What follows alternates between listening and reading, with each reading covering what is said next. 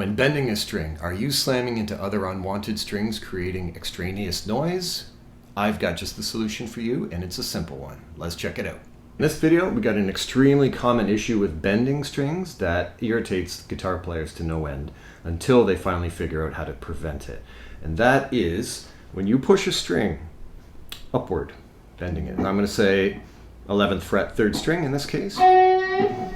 Without fail, you are going to run into other strings. You're going to end up bumping into and pushing other strings. Now, those strings will want to make noise.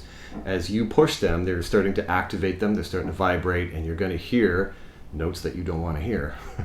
So, a lot of people are asking, like, how do you cure this? Well, it's entirely up to your right hand in this case. As you push up, everything that you're pushing in this direction has to be taken care of by your picking hand. So here's how you do it.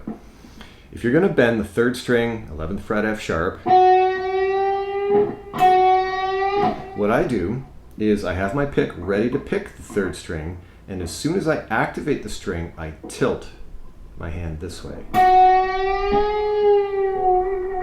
And what that does is it puts my thumb, which is, in this case, the under portion of my thumb, is going to roll over and is going to mute all the other strings. It's going to mute 4, 5, 6, and 7.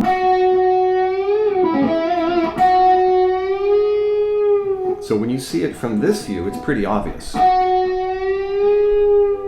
If you see it straight on,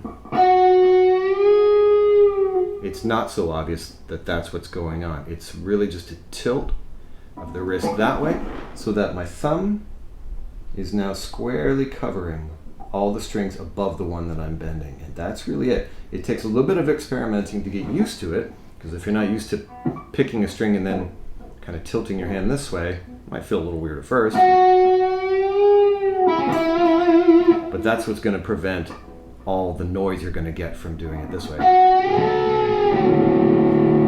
That's what we're trying to avoid, and that's how you do it.